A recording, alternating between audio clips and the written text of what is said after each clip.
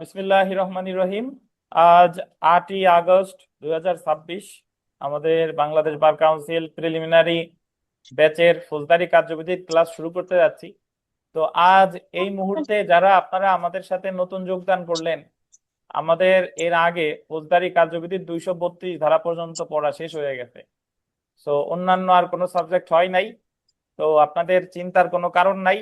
আপনারা এই যেটা হয়েছে এটা রেকর্ড ক্লাস আছে এক, আর রেকর্ড ক্লাস থাক বা না থাক পরবর্তীতে আবার এই ক্লাস আবার আপনারা পাবেন। তো যেটা হবে আর কি, যেহেতু আপনারা একেবারেই প্রথম এবং আজকে এই 233 ধারা পড়তে যাচ্ছি, প্রথম প্রথম একটু মানে বুঝতে একটু সমস্যা হবে। বাট আসেন, জি, বুঝতে একটু সমস্যা হবে, বাট আমি আশ্বস্ত করতেছি আপনারা 2-3টা ক্লাস যখন করবেন তখন এটার সাথে অভ্যস্ত হয়ে যাবেন আর কি। ঠিক আছে, অভ্যস্ত হয়ে যাবেন তখন ইনশাল্লাহ পারবেন। দেখেন, তো গতদিন আমরা চার্জ সম্পর্কে আলোচনা করছিলাম। চার্জ চার্জ আসলে আহ একটা ফৌজদারি মামলার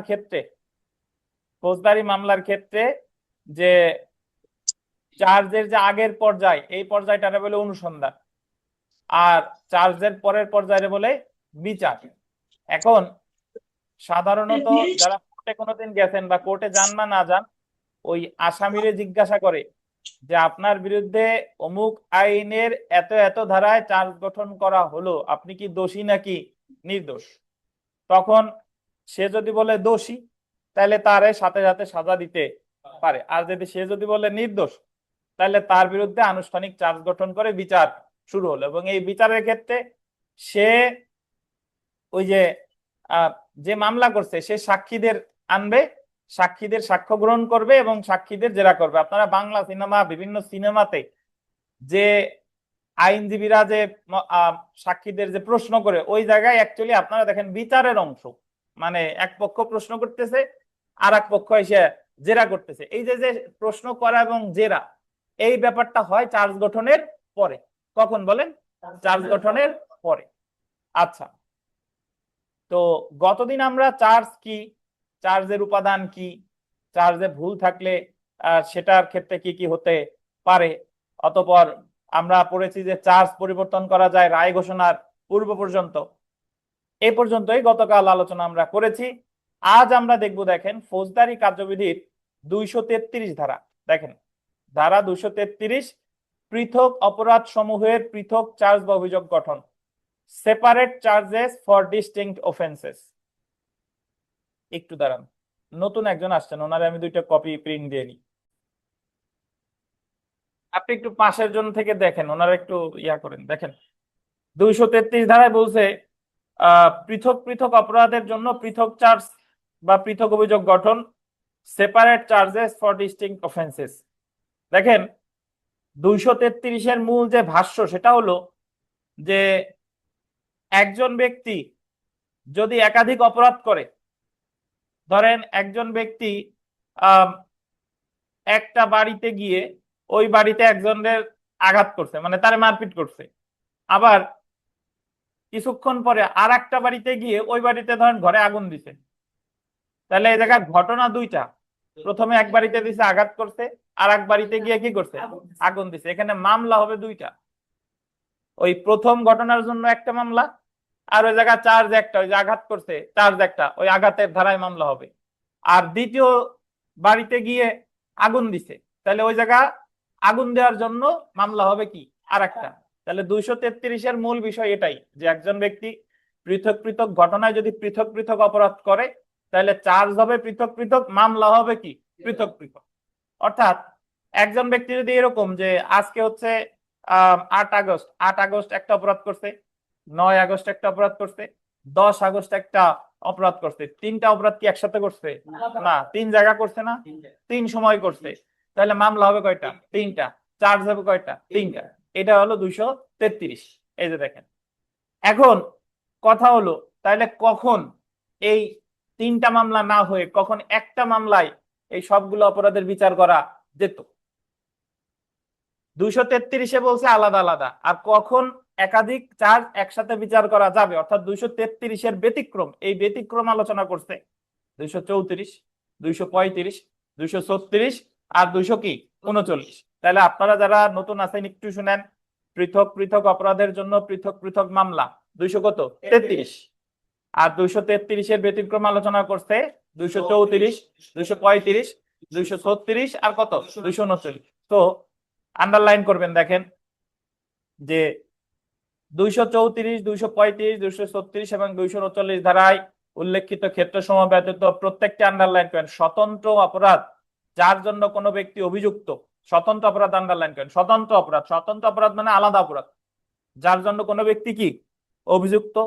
এমন প্রত্যেকটি অপরাধের জন্য আন্ডারলাইন করেন পৃথক চার্জ গঠন করতে হবে।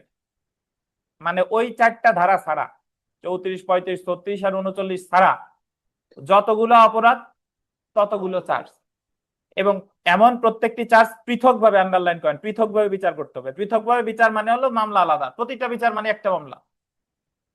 তাহলে 233 এর মূল ভাষ্য হলো ঘটনা যতগুলো মামলা ততগুলো। দেখেন 233 ধারায় বিধান করা হয়েছে, ইংলিশটা পড়ি নাই, একেবারে তারপরে আছে। 233 ধারায় বিধান করা হয়েছে, প্রত্যেকটি আন্ডারলাইন করবেন, প্রত্যেকটি পৃথক অপরাধের জন্য পৃথক চার্জ বা অভিযোগ গঠন করতে হবে। প্রত্যেকটি পৃথক অপরাধের জন্য পৃথক অপরাধ বাকি পৃথক চার্জ গঠন করতে হবে। এমন প্রত্যেকটি চার্জ বা অভিযোগ পৃথকভাবে বিচার করতে হবে। বিচার করবে কিভাবে? পৃথক। আচ্ছা, এখন আমরা একটা উদাহরণ দেখি। দেখেন, কাবির একটি ক্ষেত্রে চুরির জন্য অভিযুক্ত, মানে তার বিরুদ্ধে একটা অভিযোগ হচ্ছে সে চুরি করছে, একটা ঘটনায় সে কি করছে চুরি করছে, এবং গোল্ডেন অন্য ঘটনায় মারাত্মক জখমের জন্য অভিযুক্ত। তাহলে এক এক সময় সে করছে একটা বাড়িতে গিয়ে ধরেন করছে চুরি, আর একটা বাড়িতে গিয়ে করছে কি মারাত্মক জখম। মারাত্মক জখম মানে আমরা সামনে গিয়ে পড়বো, মানে আপনার ওই দণ্ডবিধির 320 ধারায় আছে 8 প্রকার আঘাতকে মারাত্মক জখম বলে, ওই যে চোখ নষ্ট করে ফেলা, কান নষ্ট করে ফেলা, হাড় ভাঙা, দাঁত ভাঙা, আপনারা যেহেতু এলএলবি-তে পড়ে আসছেন। চুরি এবং মারাত্মক জখমের জন্য কাবিরের বিরুদ্ধে পৃথকভাবে চার্জ গঠন করতে হবে এবং পৃথকভাবে বিচার করতে হবে। তাইলে যেহেতু দুইটা ঘটনায় দুইটা অপরাধ হয়েছে, তাইলে মামলা হবে কয়টা? দুইটা। চার্জ হবে কয়টা? দুইটা। এটাই হলো কত? 233। এখন প্রশ্ন হলো যে স্যার তাইলে এই দুইটা অপরাধের বিচার, মানে এই যে চুরি আর মারাত্মক জখম, এই দুইটা চার্জের বিচার দুইটা পৃথক মামলায় না হয়ে একটা মামলায় কখন বিচার করা যাবে? 233 এর বিধান অনুসারে একটা মামলায় বিচার করা যাবে না, কিন্তু কখন একটা মামলায় বিচার করা যাবে, অর্থাৎ 233 এর যে ব্যতিক্রম এটা আলোচনা করছে। দেখেন 233 ধারার ব্যতিক্রম হলো পরের পেজে, দেখেন 234, 235, 236 আর কত 239। তাহলে 233 এর ব্যতিক্রম কত কত? 234, 235, 236 আর 239। অর্থাৎ প্রত্যেকটি পৃথক অপরাধের জন্য পৃথক চার্জ গঠন ও পৃথক বিচার করতে হবে। এই নিয়মটি 234, 235, 236, 239 ধারার ক্ষেত্রে প্রযোজ্য হবে না। ঠিক আছে, তাহলে তার অর্থ হলো তাহলে কখন চার্জ, অনেকগুলা চার্জের বিচারে একসাথে করা যাবে, এটাই হলো মূল কথা। তো প্রথম যেটা দেখেন 234 ধারা, তিনটি চার্জ একত্রীকরণ করে একত্রে বিচার, পাইছেন? তো এটা পড়ার আগে আমি আপনাদের ওই যে, আচ্ছা এখান থেকে না, শীটে নাই, এই 34 এখান থেকেই পড়তে হবে। দেখেন তিনটি চার্জ বলতেন, তিনটি চার্জ পাইছেন? এই আপনারা যারা চার্জ বুঝতেছেন না, চার্জ মানে তিনটা চার্জ মানে তিনটা অপরাধ করছে, প্রতি চার্জ সমান সমান একটা অপরাধ। তাহলে তিনটা চার্জ মানে কয়টা অপরাধ? তিনটা অপরাধ। তিনটা অপরাধের বিচার কখন একসাথে করা যাবে? এটা বলছে কততে? 234-এ।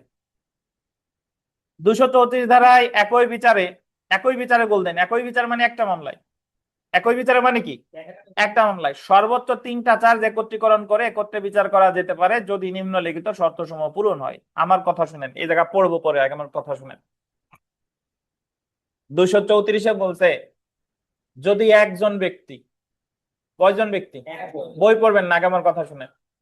যদি একজন ব্যক্তি একই ধরনের সর্বোচ্চ তিনটা অপরাধ, অর্থাৎ একজন ব্যক্তি ধরেন একজন আসামি, একজন ব্যক্তি অপরাধী, সে একই ধরনের তিনটা অপরাধ করবে 12 মাসের মধ্যে।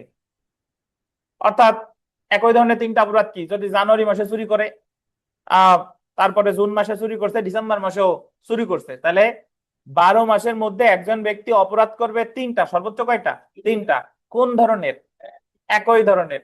তাহলে ওই তিনটা অপরাধের বিচার একসাথে একই মামলায় করা যাবে। এটা হলো 234। এখন 234 যে আমি যা যা বললাম এই শর্তগুলো সবগুলো মান্য করতে হবে। একজন ব্যক্তি, একাধিক ব্যক্তি হলে 234 হবে না। একই ধরনের তিনটা অপরাধ যদি এরকম করে যে জানুয়ারি মাসে খুন করছে, জুন মাসে চুরি করছে, আর ডিসেম্বর মাসে যে একজনের জখম করছে, তাহলে এই তিনটা কি একই ধরনের হলো? না, এই তিনটা হলো কিন্তু একই ধরনের হলো না। খুন করলে তিনটা খুন, চুরি করলে তিনটা চুরি, জখম করলে তিনটা চুরি। কয় মাসের মধ্যে করবে? 1 বছর। তাহলে এই 12 মাসের মধ্যে যদি একই ধরনের তিনটা অপরাধ করে, তাহলে ওই তিনটা অপরাধের বিচার একসাথে করা যাবে। চার্জ কিন্তু তিনটাই হবে, চার্জ তিনটা হবে, কিন্তু এই তিনটা চার্জের বিচার একসাথে করা যাবে। এর কোনো শর্ত যদি ব্যত্যয় ঘটে তাহলে কিন্তু 234 ধারার শর্তাবলী প্রযোজ্য হবে না। তো একটু পড়ি, তারপর আবার বোঝাবো। দেখেন যে অপরাধ সমূহ গোল্ডেন একই প্রকৃতির হতে হবে। অপরাধ সমূহ একই প্রকৃতির হতে হবে। তার উপরে একটু লিখে রাখেন, একজন ব্যক্তি কর্তৃক সংগঠিত হবে। একজন ব্যক্তি। কয়জন ব্যক্তি? অভিযুক্ত ব্যক্তি হবে একজন। আপনার উনি এই যে যে বাইরে গেল, উনি কে? আপনার ছেলে। ও আবার মানে ওরে করে দিয়ে আসেন, আবার পড়ে টরে না যায় কোনো জায়গাতে, দিক নির্দেশনা দিয়ে আসেন। ছোট মানুষ তো। একজন ব্যক্তি মানে আপনি মানে একজন ব্যক্তি, যাকে আসামি হবে কয়জন? একজন। অপরাধ একই প্রকৃতির বললেন। কোন প্রকৃতির? একই প্রকৃতির। অপরাধ সমূহ অবশ্যই গোল্ডেন, 1 বছরের মধ্যে সংগঠিত হবে। 1 বছর গোল্ডেন। কতদিনের মধ্যে? 1 বছর।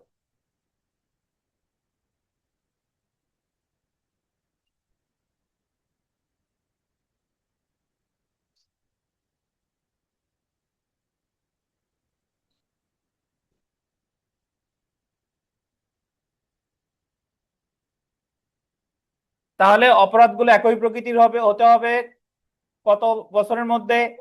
অর্থাৎ দেখেন, আন্ডারলাইন করেন, প্রথম অপরাধ এবং সর্বশেষ অপরাধটির মধ্যে সর্বোচ্চ 1 বছরের বিরতি থাকবে। যদি একটা অপরাধ জানুয়ারি মাসে করে আর একটা অপরাধ করে আগামী বছরের গিয়ে ফেব্রুয়ারিতে, তাহলে কিন্তু হবে না। যতগুলো অপরাধ একই ধরনের অপরাধ কত সময়ের মধ্যে করতে হবে? 1 বছরের মধ্যে। একই বিচারে সর্বোচ্চ গোল্ডেন 3টির বেশি। সর্বোচ্চ কয়টা? সর্বোচ্চ 3টির বেশি অপরাধ একত্রে করা যাবে না। কয়টা সর্বোচ্চ? 3টা। 3টা। একই বিচারে সর্বোচ্চ 3টা। উপরে উল্লেখিত শর্তসমূহ অনুসারে 12 মাসের মধ্যে সংগঠিত একই প্রকৃতির অপরাধ সমূহ একত্রীকরণ করে একত্রে বিচার করা যাবে। এখানে একটা কথা লিখতে হবে, লেখেন, এই ধারার ব্যাখ্যা অনুসারে। এই ধারার ব্যাখ্যা অনুসারে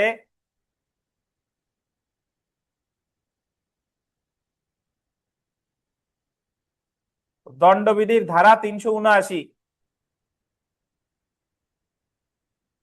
এই ধারার ব্যাখ্যা অনুসারে দণ্ডবিধির ধারা 379 লেখছেন? 379 ব্র্যাকেটে লেখেন চুরি। চুরি চুরি ব্র্যাকেট শেষ। এবং 380, 380 লেখেন, এবং 380 ব্র্যাকেটে লেখেন ঘরে চুরি, ব্র্যাকেট শেষ। একই প্রকৃতির অপরাধ হিসেবে গণ্য হবে। একই প্রকৃতির অপরাধ হিসেবে গণ্য হবে।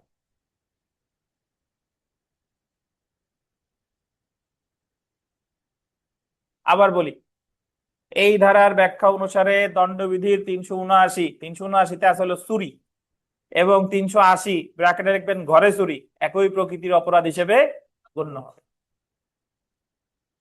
লিখেছেন সবাই? এই জায়গার বিষয়টা বুঝেন। আমরা তো জানি যে 3টা অপরাধ করবে 12 মাসের মধ্যে, এবং 3টা অপরাধ হইতে হবে কি একই প্রকৃতির। এখন আমরা যখন দণ্ডবিধিতে পড়বো, দণ্ডবিধির 379 ধারা হলো চুরি। একজন ব্যক্তি চুরি করলে শাস্তি 3 বছর। আর 380 হলো ঘরে চুরি।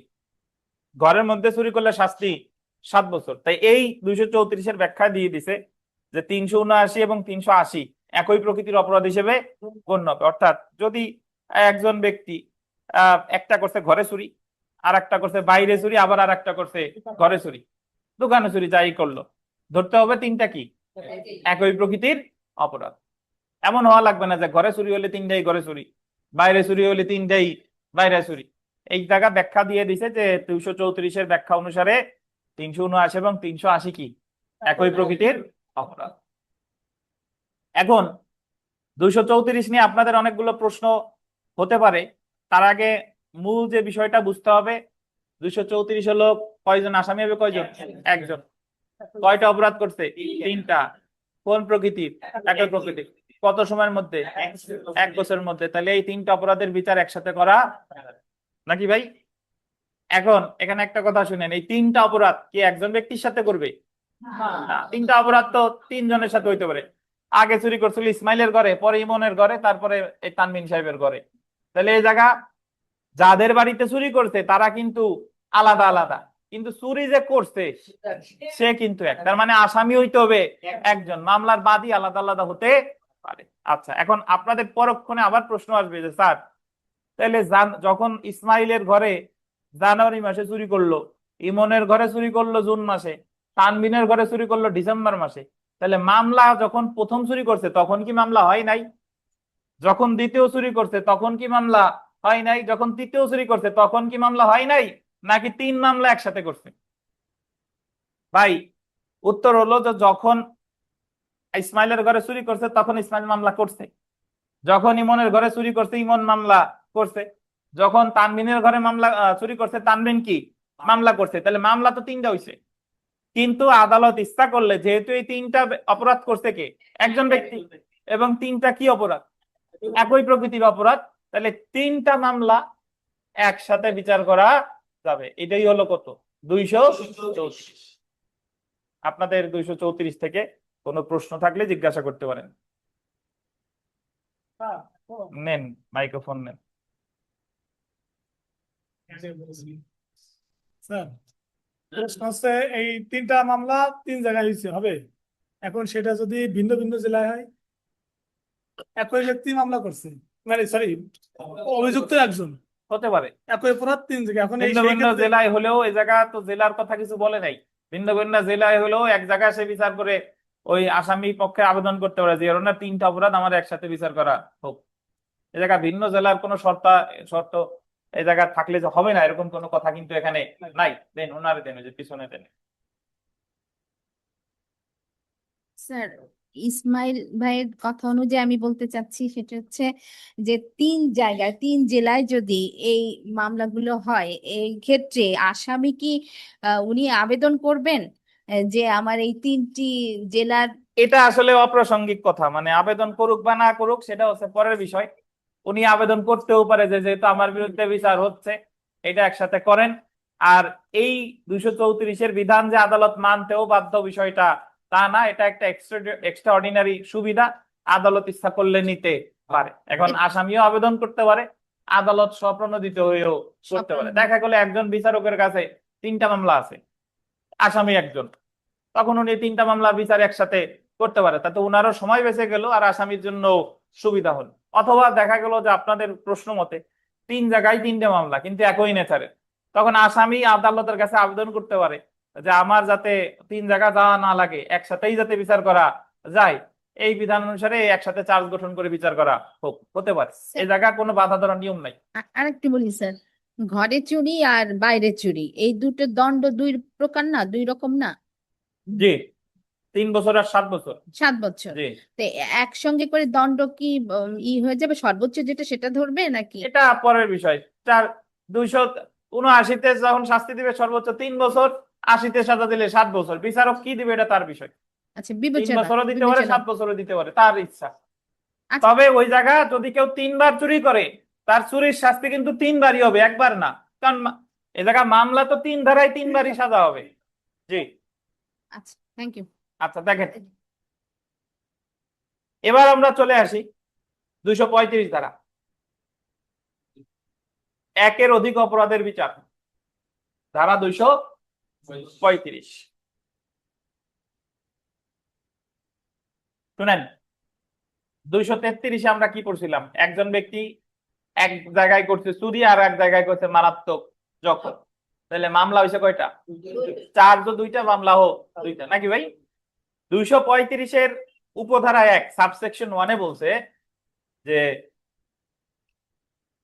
একই কার্যের অংশ হিসেবে যদি একাধিক অপরাধ করা হয়, আগে আমার কথা শুনেন, পরে বই বলবো।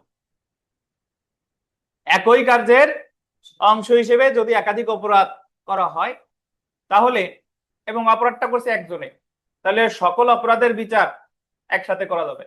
কেমনে? যে ব্যক্তি চুরি করছে, যে বাড়িতে চুরি করছে, ওই সময় একজনকে আঘাত করছে, ওই সময় ঘরে আগুন দিছে, ওই সময় ব্যভিচার করছে, মানে একজন ব্যক্তি করছে একই কার্যের অংশ হিসেবে। একই কার্যের অংশ মানে এক সময় গেছে, ওই সময় আগে চুরি করছে, ব্যভিচার করছে, ঘরে আগুন দিছে, ঘর ভাঙছে। তাহলে 233-এর শর্ত অনুসারে, আমরা 33-এর শর্ত অনুসারে চার্জ যতগুলা মামলা ততগুলা, কিন্তু এই জায়গায় এই চার্জ চারটেই হচ্ছে, অপরাধ যতগুলো চার্জ ততগুলো। কারণ চুরি করছে একটা চার্জ, আঘাত করছে একটা চার্জ, ব্যভিচার করছে একটা চার্জ, ঘর ভাঙছে আর একটা চার্জ, কিন্তু এই চারটা চার্জের বিচার একসাথে করা যাবে এক মামলায়। কেন এক মামলায় করা যাবে? কারণ সকল ঘটনা ঘটছে একই কার্যের অংশ হিসেবে। এটা হলো 235-এর 1। বাট এই চারটা চার্জের জন্য মামলা হতো চারটা।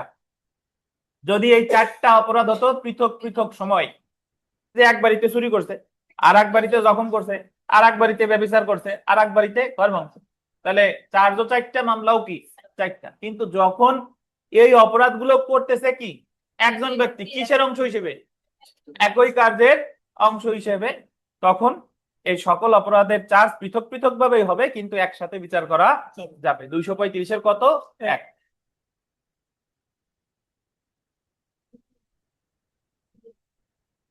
তাহলে 234-এও কয়জন ব্যক্তি পড়ছি? একজন। 235-এর 1-এও একজন। এই যে দেখেন, গোল দেন একই কার্যধারায়, এটা একটা গোল দিবেন। একই কার্যধারায় গোল দিবেন একই ব্যক্তি কর্তৃক, একই কার্যধারায় একই ব্যক্তি কর্তৃক একের অধিক অপরাধ সংঘটিত করা হলে শুধুমাত্র উক্ত একাধিক অপরাধ সমূহ, আন্ডারলাইন করেন, 235-এর 1 ধারায় একত্রে বিচার করা যেতে পারে। কত ধারায়? 235-এর 1 ধারায়। 235-এর 1 ধারার সারমর্ম হলো, আন্ডারলাইন করেন, একই কার্যের অংশ হিসেবে। একই কার্যের অংশ হিসেবে মানে জানেন, একসাথে সংগঠিত প্রত্যেকটি অপরাধের জন্য পৃথক চার্জ গঠন করতে হবে, কিন্তু অপরাধগুলো যেহেতু একই কার্যের অংশ হিসেবে সংগঠিত হয়েছে, সেইগুলোকে আন্ডারলাইন করবেন, একই বিচারে বিচার করতে হবে, একই বিচারে। তাহলে 235-এর যে উপধারা 1, এটার যে সারমর্ম কি দাঁড়ায়? যদি একজন ব্যক্তি একই কার্যের অংশ হিসেবে, একই কার্যের অংশ হিসেবে মানে একসাথে অনেকগুলো অপরাধ করে, ওই অনেকগুলো যতগুলো অপরাধ ততগুলো চার্জ, কিন্তু এই চার্জ গুলোর বিচার একসাথে করা যাবে। এটাই হলো 235-এর 1। আমরা এই 2 নাম্বারটা পরে পড়বো, আগে উদাহরণটা পড়ে আসি। দেখেন উদাহরণটা পড়ি। কাবির ব্যভিচারের উদ্দেশ্যে দিনের আলোয় ঘর ভাঙে। মানে কাবির একজন ব্যক্তি, সে ব্যভিচার করার উদ্দেশ্যে একজনের কি ভাঙছে? ঘর ভাঙছে, এবং ঘরে প্রবেশ করে খবিরের স্ত্রীর সঙ্গে ব্যভিচার করে। তাহলে আগে সে ঘর ভাঙছে এবং ওই ঘরে ঢুকেই খবিরের স্ত্রীর সাথে কি করছে? ব্যভিচার করছে। অপরাধ হয়েছে কয়টা? 2টা। ঘর ভাঙা একটা, ব্যভিচার একটা, 2টা। 233 ধারা অনুসারে কাবিরের বিরুদ্ধে অপতে গৃহপ্রবেশের জন্য 454 ধারায়, অপতে গৃহপ্রবেশ মানে ঘর ভাঙার জন্য 454 ধারায়, এবং ব্যভিচারের জন্য 497 ধারায় পৃথক চার্জ গঠন করে পৃথকভাবে বিচার করতে হবে। 233 অনুসারে যেহেতু অপরাধ 2টা, মামলা 2টা, কিন্তু দেখেন, কিন্তু আন্ডারলাইন করেন, যেহেতু এই 2টি অপরাধ এমন ভাবে সংযুক্ত যে এই অপরাধ সমূহ বলতেন একই কাজের অংশ, এই অপরাধগুলো কি একই কাজের অংশ এবং একই ব্যক্তি সংগঠন করেছে, সেহেতু 235-এর 1 ধারা অনুসারে এই 2টি অপরাধ একই বিচারে বিচার করা যাবে। তাহলে আমাদের এখানে 233 কেন প্রযোজ্য হলো না বলেন? 233 প্রযোজ্য হলো না, যদি ঘর ভাঙতো এক জায়গায়, ব্যভিচার করতো আর এক জায়গায়, তাহলে প্রযোজ্য হতো 233। কিন্তু এ জায়গায় ঘর যে জায়গায় ভাঙছে, ব্যভিচারও কি সে জায়গায় করছে, এবং একজন ব্যক্তি করছে, অর্থাৎ এটা একই কার্যের অংশ, তাহলে চার্জ দুইটা কিন্তু একসাথে বিচার করা যাবে 235-এর এক। বুঝেন কিনা? 235-এর এক বুঝতে পারছেন? আচ্ছা, এখন দেখেন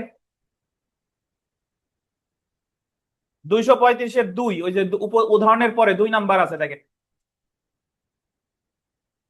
অভিযোগকৃত কার্য যে অপরাধ গঠন করে তা বলবৎ আইনের, আন্ডারলাইন করবেন, 2 বা ততোধিক সংজ্ঞার অন্তর্ভুক্ত হলে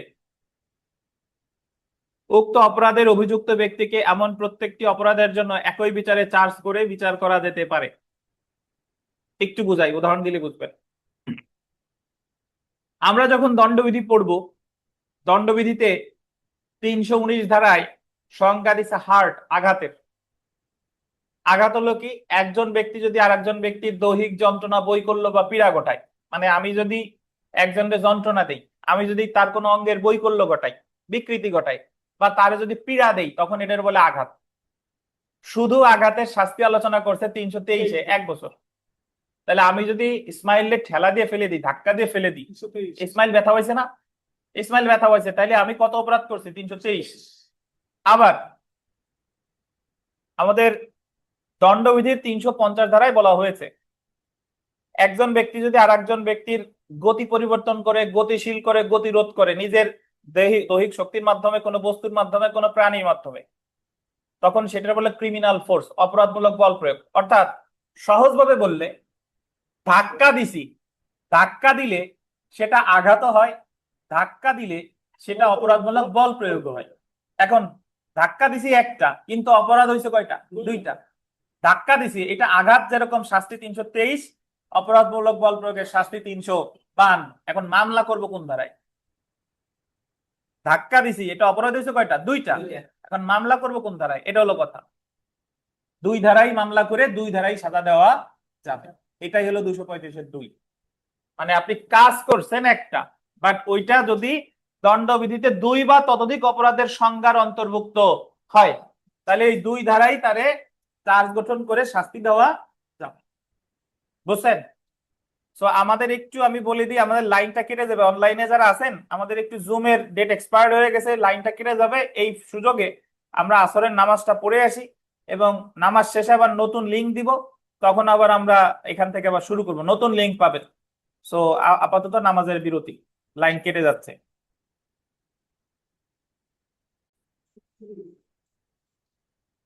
আচ্ছা, আশা করি অনলাইনে যারা আছেন শুনতে পাচ্ছেন। তো বিরতির আগে আমরা 235-এর সাবসেকশন 2 পড়ছি, এটা একটু পড়ি। দেখেন সাবসেকশন 2 যেটা, এটা একটু দেখি যে অভিযোগকৃত কার্য যে অপরাধ গঠন করে তা বলবৎ আইনের গোলদেন 2 বা ততোধিক সংজ্ঞার অন্তর্ভুক্ত হলে। কয়টা সংজ্ঞা?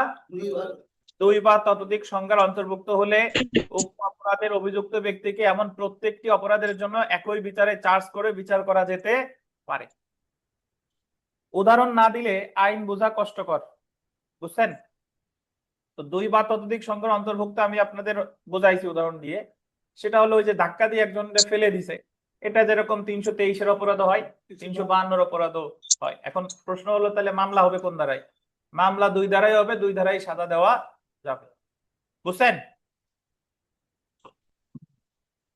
তাহলে 235-এর আমরা এখানে 2টা সাবসেকশন পড়লাম, একটা হলো 235-এর 1, আর একটা হলো 235-এর 2। আমরা চলে আসি, দেখেন অপরাধ সংগঠন বিষয়ে গোলদেন সন্দেহ থাকলে। অপরাধ সংগঠন বিষয়ে কি থাকলে? সন্দেহ থাকলে। ধারা কত? 236। 236। আমার কথা শুনেন আগে, এই জায়গা পড়বো পরে, আগে কথা শুনেন। 236 ধারাকে বলা হয় অল্টারনেটিভ চার্জ বা বিকল্প চার্জ। তো 236 ধারা হলো কি? তো 236 ধারায় বলতেছে যে যখন বিচারক একজন অপরাধীর বিরুদ্ধে চার্জ গঠন করবে, তখন বিচারক দেখতেছে যে এই অপরাধী অপরাধ করছে বটে, কিন্তু বিচারক বুঝতে পারতেছে না যে কি চুরি করেছে, নাকি অপরাধজনক বিশ্বাসভঙ্গ করছে, নাকি প্রতারণা করছে, নাকি চোরাই মাল গ্রহণ করছে। মানে ওনার কাছে মনে হয়েছে যে এই লোক অপরাধ করছে একটা, কিন্তু কোনটা করছে এটা নিয়ে কি সন্দেহ। এখন যদি বলেন স্যার অপরাধের সন্দেহ তৈরি হয়, হ্যাঁ হয়। কিছু কিছু অপরাধ আছে এগুলোর উপাদানগত পার্থক্য তেমন নাই, একই একই নেচারের। ওই আপনার কাছে মাঝে মাঝে মনে হয় না, মিষ্টির দোকানে গেছেন, মিষ্টির দোকানে অনেক হরেক প্রকারের মিষ্টি, মিষ্টি কিন্তু সব একই প্রকার। এখন মনের মধ্যে মিষ্টি খাবেন, কিন্তু মনে হচ্ছে কোনটা খাবো ডিসিশন নিতে পারতেছেন না, সন্দেহ। বিষয়টা সেরকম যে বিচারকের কাছে মনে হয়েছে যে এই আসামি অপরাধ করছে, কিন্তু এ কি চুরি করছে, নাকি ওই এই মোবাইলটা চুরি করছে, নাকি মোবাইলটা চোরাই মাল যিনি একজনের কাছ থেকে কিনছে, নাকি মোবাইলটা কারো কাছ থেকে আত্মসাৎ করছে, নাকি কারো কাছ থেকে প্রতারণা করে নিছে, এটা সে নিশ্চিত হইতে পারতেছে না। তখন বিচারক কি করবেন? তখন শুনেন, যখন যতগুলো অপরাধ দিয়ে সন্দেহ হচ্ছে, আগে আমার কথা শুনবেন, যতগুলো অপরাধ দিয়ে সন্দেহ হচ্ছে, দেন সন্দেহ কয়টা নিয়ে? চারটা নিয়ে। তাহলে চারটা ধারায় চার্জ গঠন করতে পারবে। যখন সন্দেহ হচ্ছে তখন ওই চুরির জন্য চার্জ গঠন করবে এক ধারায়, বিশ্বাসভঙ্গের জন্য আর এক ধারায়, চোরাই মালের জন্য এক ধারায়, অথবা ওই যে প্রতারণার জন্য আর এক ধারায়। তাহলে চারটা নিয়ে সন্দেহ হচ্ছে, চার্জ গঠন করবে কয়টায়? চারটে। বাট ওনার সন্দেহ ছিল চারটা নিয়ে, উনি একটাই চার্জ গঠন করছে। ধরেন সন্দেহ চারটে নিয়েছিল, উনি চুরিতে চার্জ গঠন করছে এবং চুরির বিচার শেষে হয় দণ্ড অথবা খালাস দিছে। পরে যখন চুরির বিচার হয়ে গেছে তখন উনি জানতে পারলেন যে না, এই জায়গা তো আসলে সে চুরি করে নাই, এই জায়গা সে বিশ্বাসভঙ্গ করছে। তখন আর বিশ্বাসভঙ্গের বিচার করা যাবে না। আপনার যদি সন্দেহ থাকে, ওই যে যদি সন্দেহ থাকে তাহলে বিচার করলে প্রথমেই চারটাই করবেন, আর যদি একটাই বিচার করে ফেলেন পরবর্তীতে বাকি তিনটায় করা যাবে না। এটাই কত? 236। অর্থাৎ আপনি মিষ্টির হরেক রকম মিষ্টি আপনার সামনে আছে, আপনার যদি মনে হয় যে কোনটা রেখে কোনটা খাবো, তাহলে সব একসাথে খাইতে হবে। কিন্তু একটা খেয়ে বাসায় চলে আসছেন, পরে আর বাকিগুলো খাওয়া যাবে না। বুঝতে পারছেন? একটু পড়ি দেখেন। 236 ধারা অনুসারে কি অপরাধ সংগঠিত হয়েছে সেই সম্পর্কে গোল দেন কোনো সন্দেহ থাকলে। কি থাকলে? সন্দেহ থাকলে অভিযুক্তকে সংগঠিত সকল, গোল দেন সকল, বা এমন অপরাধ সময়ের গোল দেন কোন একটি অপরাধের জন্য অভিযুক্ত করে একত্রে বিচার করা যেতে পারে, বা গোল দেন বিকল্প চার্জ বা অল্টারনেটিভ চার্জ গঠন করা যেতে পারে। একত্রে, সকলের জন্য, সবগুলোতে একসাথে, অথবা বিকল্প চার্জ গঠন করে বিচার করা যেতে পারে। উদাহরণ দেখেন, কালাম একটি অপরাধ করেছে। আবার কেউ ভাবেন না যে আমার বইতে কালাম লেখা আছে, আমরা ক খ গ রে একটা নাম দিয়ে পড়ি, নাম দিয়ে পড়লে আপনার মাথায় এটা বুঝতে দ্রুত সুবিধা হবে, মাথায় ধরবে বেশি।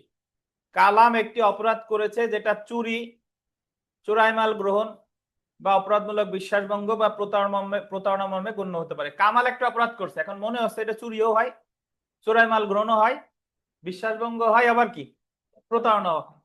এই ক্ষেত্রে তার বিরুদ্ধে এই যে দেখেন, চুরি, চোরাই মাল গ্রহণের পর বা আছে না, বার পরে বা কেটে দিয়ে লেখেন কমা, কমা কমা দেন, কমা একের মা দিয়েন না যেন, আবার কমা দিবেন। তাহলে তার বিরুদ্ধে চুরি, চোরাই মাল গ্রহণ, অপরাধমূলক বিশ্বাসভঙ্গ বা প্রতারণা চার্জ গঠন করা যেতে পারে। মানে এই চারটা গঠন করবে, অথবা কি যে কোনো একটা।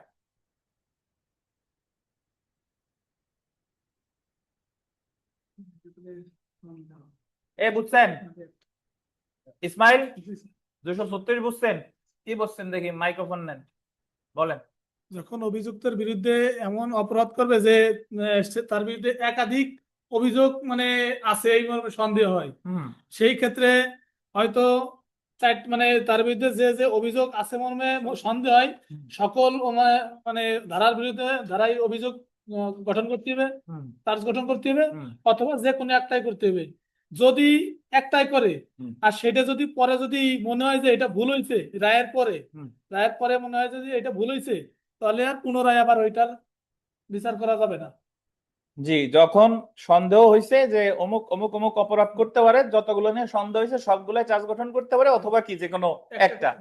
বাট এই জায়গায় যে কথা বলে নাই আমি বললাম, সেটা হলো যে যদি ধরেন সন্দেহ হয়েছিল 4টে নিয়ে, শুধু চুরির মামলা চুরি চার্জ গঠন করে চুরি বিচার করছে, পরে জানা গেল যে না সে আসলে চোরাই মাল গ্রহণ করছে, পরে আর এই চোরাই মাল গ্রহণের জন্য তার বিচার করা যাবে না। আর যদি আপনারা বলে অল্টারনেটিভ চার্জ বা বিকল্প চার্জ গঠন করে, কত ধারায় 236। আচ্ছা, আমরা চলে আসি, দেখেন যে সকল ব্যক্তিদের, ব্যক্তিদের শব্দটা বলতেন, যে সকল ব্যক্তিদের একত্রে বা যৌথভাবে চার্জ গঠন করা যায়, ধারা 239 আন্ডারলাইন করেন। আপনারা যারা নতুন আসছেন তারা এই বই কিনবেন, আর সাথে একটা লাল কলম থাকবে, কালো কলম থাকবে একটা, লাল কলম থাকবে একটা, আর কিছু পেপারস থাকবে, একটা খাতা যদি থাকে ভালো। আমরা এই যে বই যে বিভিন্ন সময় গোল দিতে বলি, দাগাইতে বলি, এগুলা কোন কালি দিয়ে দিতে বলি বলেন তো? লাল কালি। জি, তাহলে যে সকল ব্যক্তিদের একত্রে বা যৌথভাবে চার্জ গঠন করা যায়, কত ধারায় আছে? 239। ফৌজদারি কার্যবিধি 239 ধারায় উল্লেখিত গোলদেন 7 শ্রেণীর ব্যক্তিদের, 7 শ্রেণী গোলদেন, 7 শ্রেণীর ব্যক্তিদের একত্রে বিচার করা যেতে পারে। পরীক্ষায় প্রশ্ন আসবে যে 239 ধারায় কয় শ্রেণীর ব্যক্তিদের একত্রে বিচার করা যায়? 7 শ্রেণী। এতক্ষণ পর্যন্ত আমরা যতগুলা ধারা পড়ছি, 233 থেকে 200 আপনার এই 36 পর্যন্ত, সব জায়গায় একজন ব্যক্তি। 233 যে একজন ব্যক্তি এক বাড়িতে চুরি করছে, এক বাড়িতে আঘাত করছে, মামলা দুইটা, চার্জ দুইটা, মনে আছে? 234 একজন ব্যক্তি 12 মাসের মধ্যে একই ধরনের অপরাধ করছে, তার বিচার একসাথে করা যাবে। 34 একজন ব্যক্তি না? 235 একে একজন ব্যক্তি একই কাজের অংশ হিসেবে যে বাড়িতে চুরি করছে সেই বাড়িতে ব্যভিচার করছে, এই দুইটা অপরাধের বিচার একসাথে করা যাবে নাকি? 236-এও একজনের বিরুদ্ধে চার্জ গঠন হবে, মনে হলো যে সন্দেহ হয়েছে সে কি 4টা করছে, তাহলে 4টা করলে 4টাই চার্জ গঠন করবে, অথবা কি যে কোনো একটাই। বাট এখন 239 মানে হলে একাধিক ব্যক্তি, একাধিক ব্যক্তি। অর্থাৎ আমরা এইখানে যে 7 শ্রেণী আছে, এই 7 শ্রেণীর প্রথমটা দেখি, দেখেন একই কার্য প্রক্রিয়ায় বলতেন, একই কার্য প্রক্রিয়া সংগঠিত গোল দেবেন একাধিক একই অপরাধ, এটা বলতেন একই অপরাধ। তাহলে গোল কয়টা দিচ্ছেন? দুইটা। একই কার্য প্রক্রিয়া একটা, আর একাধিক একই অপরাধ একটা, দুইটা না? অভিযুক্ত ব্যক্তিদের, এটা একটা গোল দেন, অভিযুক্ত ব্যক্তিদের দিছেন একত্রে বিচার করা যেতে পারে, এই কথার অর্থ। দেখেন একই কার্য প্রক্রিয়া মানে কি একসাথে, একই অপরাধ মানে কয়টা অপরাধ? একটা অপরাধ। অভিযুক্ত ব্যক্তিদের একটা অপরাধ একই সময় করছে একাধিক ব্যক্তি, তাহলে ওই সকল ব্যক্তিদের একসাথে এক মামলায় বিচার করা যাবে। ধরেন 10 জনে মিলে একজনকে হত্যা করছে, তাহলে হত্যা করছে তো একই সময়, কয়জন ব্যক্তির? একজন, একই অপরাধ, কিন্তু করছে কয়জন? 10 জন। তাহলে এই 10 জনের বিচার একই মামলায় করা যাবে। 10 জনের বিরুদ্ধে 10টা মামলা হবে না, হবে কয়টা? একটা। বুঝছেন? তাহলে একই কার্য প্রক্রিয়ায় একই অপরাধের জন্য অভিযুক্ত ব্যক্তিদের একত্রে বিচার করা যেতে পারে। তারপরে দেখেন খ, কোন অপরাধে অভিযুক্ত ব্যক্তি, বলতেন অভিযুক্ত ব্যক্তি,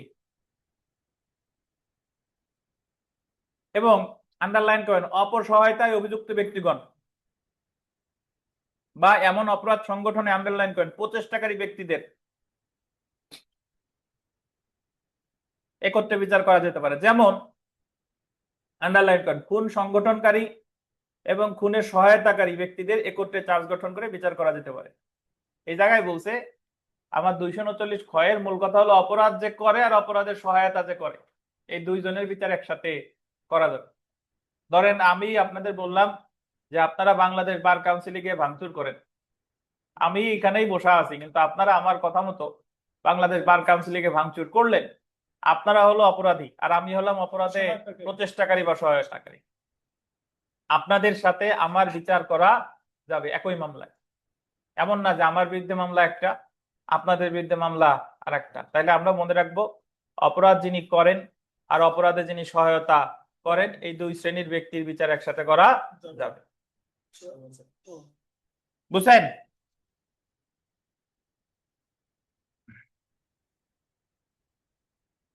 কলিপাল, এবার মাইক্রোফোন দেন দি, কলিপাল নামে জোরে পড়বেন, আসতে না, জোরে পড়বেন। কোনটা স্যার? আমি পড়তেছি বাট আপনি লক্ষ্য করেন, আপনার প্রশ্ন করবো, দেখেন 200, এই যে গ নাম্বার, কেউ 234 ধারার অর্থ অনুসারে আন্ডারলাইন করেন 12 মাসের মধ্যে যৌথভাবে সংগঠিত একই প্রকারের একাধিক অপরাধ, একই প্রকারের 3টা অপরাধ, অপরাধে অভিযুক্ত ব্যক্তিদের, গোল দেন, ব্যক্তিদের, ব্যক্তিদের শব্দটা গোল দেন, একত্রে বিচার করা যেতে পারে। কলিপাল, বলেন স্যার। 234 ধারায় কি পড়ছিলাম বলেন, মনে আছে কিনা শুনি? এই কেউ বলবেন না, ওনার কথা শুনেন। 234 ধারায় আমরা কি পড়ছিলাম বলেন?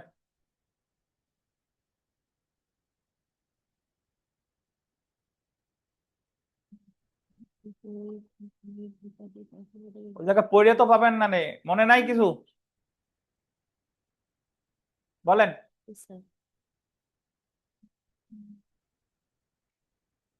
কিছু মনে নাই? স্যার 234 ধারা হয়েছে একই ব্যক্তি হুম, ভিন্ন ভিন্ন অপরাধের তিনটা, বলেন, পারবেন, মানে পারবেন। একজনকে, মানে এক ঘরে যে প্রথমে হয়েছে তাকে চুরি করলো, তারপরে খুন করলো, জখম করলো।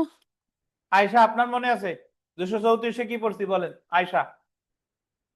একই ব্যক্তি, হুম, হ্যাঁ, একই ব্যক্তি 12 বর্ষের মধ্যে হুম। আহ, একই প্রকৃতির 3টি অপরাধ করবে। তাহলে এই এই যে 3টা অপরাধের বিচার একসাথে বিচার করা একসাথে করা যাবে। যাবে, এটা হলো 234 234। ধন্যবাদ।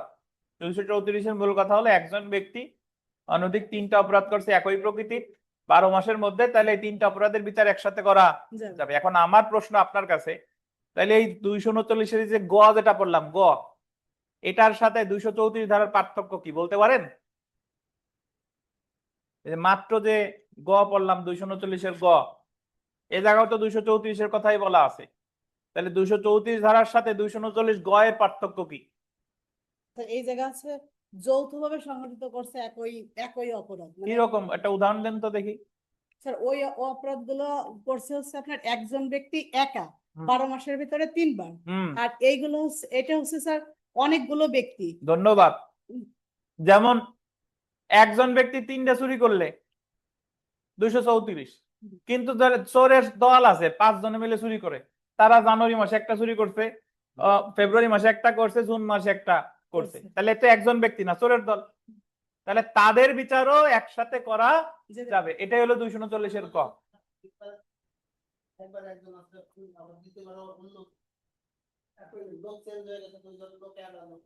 সেটাই তো সমস্যা।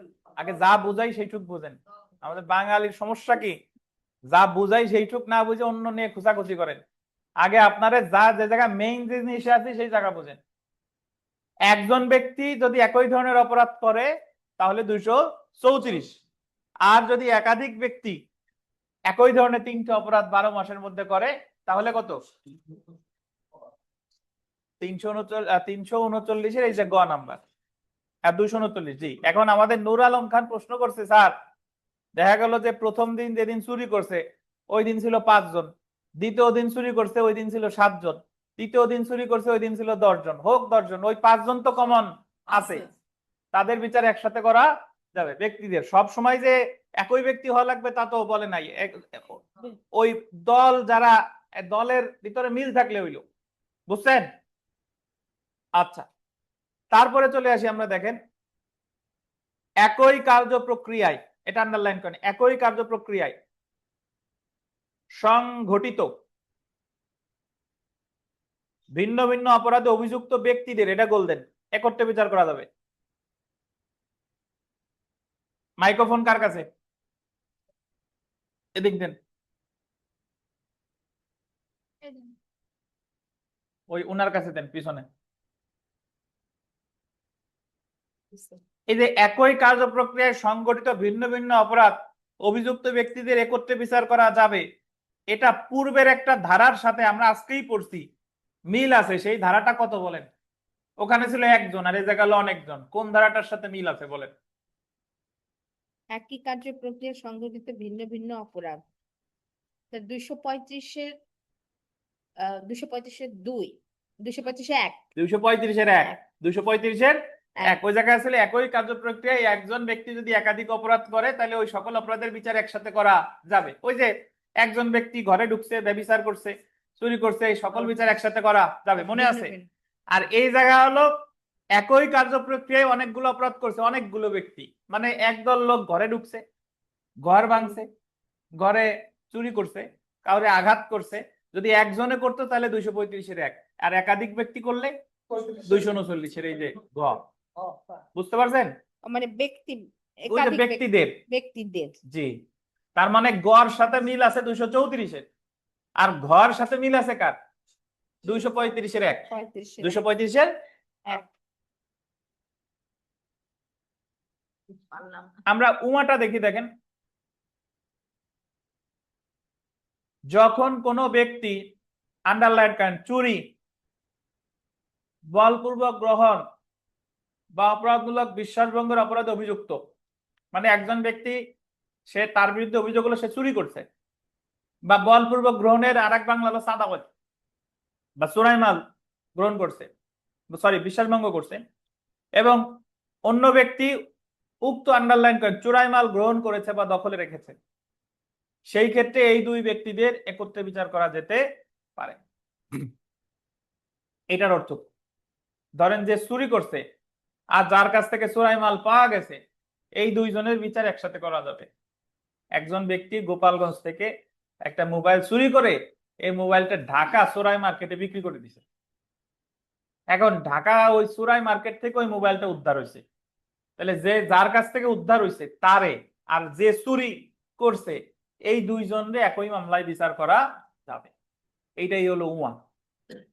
চুরি যে করছে আর চোরাই মাল যার কাছ থেকে কি পাওয়া গেছে, এই দুইজনের বিচার একসাথে করা যাবে। 239-এর কত? উমা। দেখেন আমি আমাদের এই জায়গায় আপনারা যারা পড়েন, আমি জীবনে কাউরে বলি নাই যে আপনি এক অক্ষর মুখস্থ করেন, নজির নাই।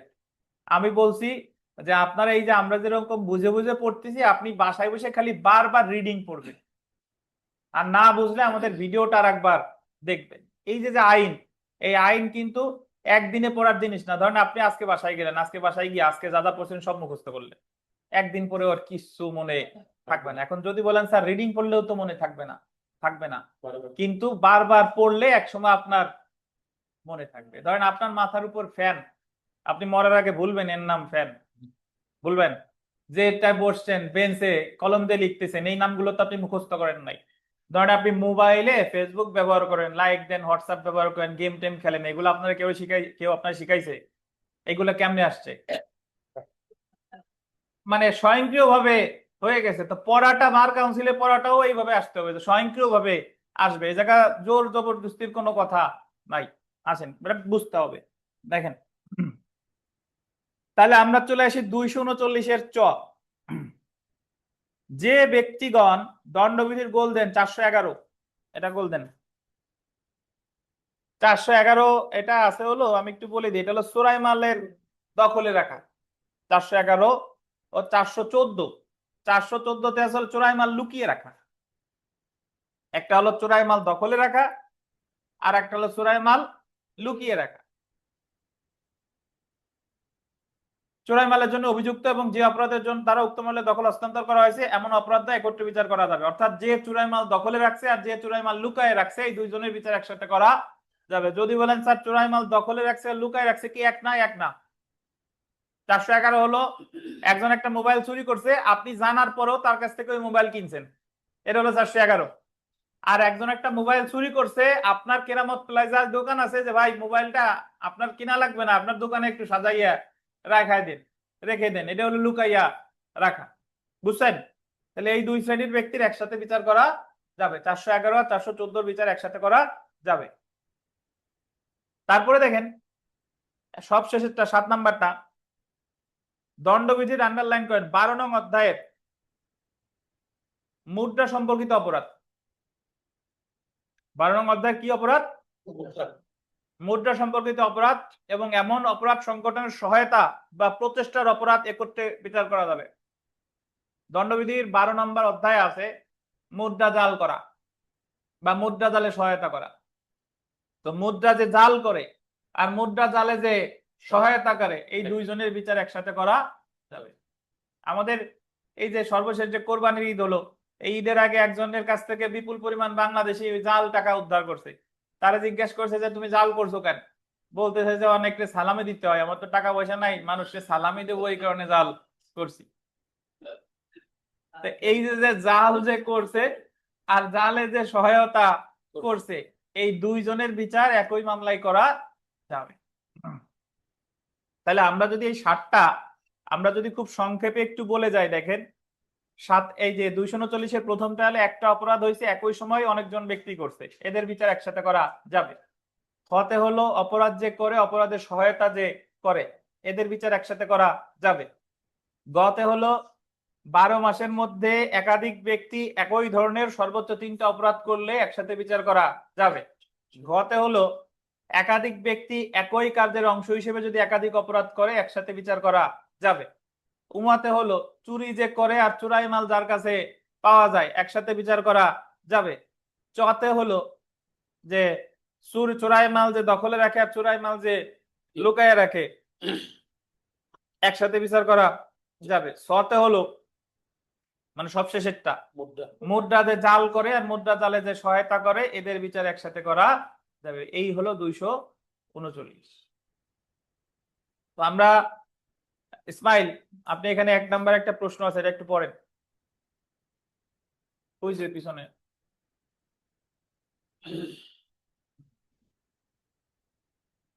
একদল লোক এইচ এর জমির ধান কেটে চুরি করলে তাদের বিরুদ্ধে পেনাল কোডের কোন ধারায় চার্জ হবে?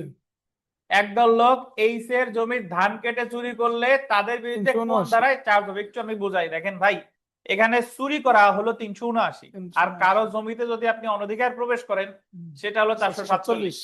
মানে আমি একজনের জমিতে তার অনুমতি ছাড়া প্রবেশ করছি, এই জায়গায় অপরাধটা হয়েছে 447। তারপর ধান কাটছি হয়েছে কত? 379। এখন আপাত দৃষ্টিতে মনে হতে পারে যে এই জায়গায় অপরাধ হয়েছে বোধহয় উত্তর খ হবে, 379 হলো চুরি করছে আর 447, বাট অ্যাকচুয়ালি অপরাধ হয়েছে শুধু একটা, 379। যদি বলেন কেন? কারণ আমি যদি চুরি করি তাহলে একজনের জমির উপর তো যাওয়াই লাগবে, বুঝছেন? এই জন্য আলাদা করে 447 হবে না। আমরা নিম্ন আদালতে উকিল সাহেবরা যখন মামলা করি তখন কিন্তু মামলা করলে ওই ধারা 379ও দেই, 447ও দেই, এবং বিচারক মহোদয় এই 2 ধারায় সাজাও দেয়। কিন্তু আপিলে গিয়ে এই 447-এর সাজা কিন্তু টিকবে না, বুঝতে পারছেন? কারণ আপনি যদি চুরি করতে যান তাহলে তো তার জমিতে এমনি ঢোকা লাগবে। সো এই জন্য আলাদা কোনো 447 ধারার দরকার নাই। তো এই রেফারেন্সটা আছে, এই যে নিচে একটা মামলার রেফারেন্স আছে, দেখেন।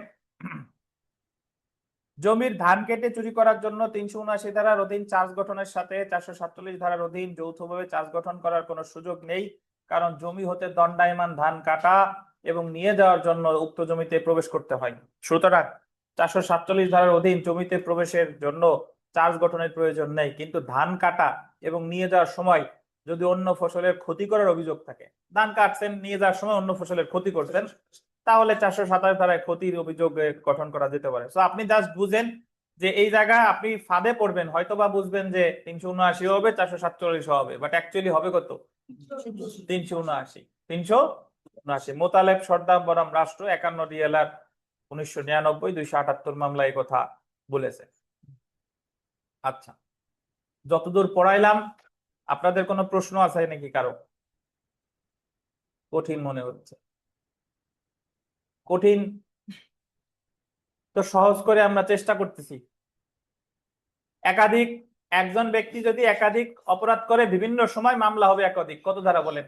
233। আর একজন ব্যক্তি অনধিক 3টা অপরাধ করছে একই ধরনের 12 মাসের মধ্যে, কত? 234। একজন ব্যক্তি একই সময় অনেকগুলো অপরাধ করছে, 235-এর 1। একজন ব্যক্তি কাজ করছে একটা, বাট ওই কাজটা 2 বা ততোধিক অপরাধের সংজ্ঞার মধ্যে পড়ে, 235-এর কত? 2। একজন ব্যক্তি অপরাধ একটা করছে কিন্তু সন্দেহ হচ্ছে কোনটা করছে, তাহলে 236 নাকি? আর অনেকজন ব্যক্তি অপরাধ করছে, তাদের বিচার একসাথে করা যাবে কিনা, এটা কত? 229। সবই তো পারেন, কঠিন মনে হচ্ছে কেন? অনেকজন ব্যক্তি মনে তো একদিনে থাকবে না, মনে বারবার পড়লে থাকবে ইনশাল্লাহ।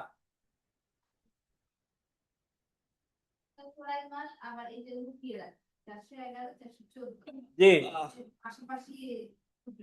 উমো আর চ এক জিনিস না। উমোতে হলো চুরি যে করছে, চোরাই মাল যে রাখছে, একজন হলো চুরি করছে আর চোরাই মাল রাখছে। আর চতে হলো চোরাই মাল রাখছে একজন আর চোরাই মাল লুকায় রাখছে একজন। জি,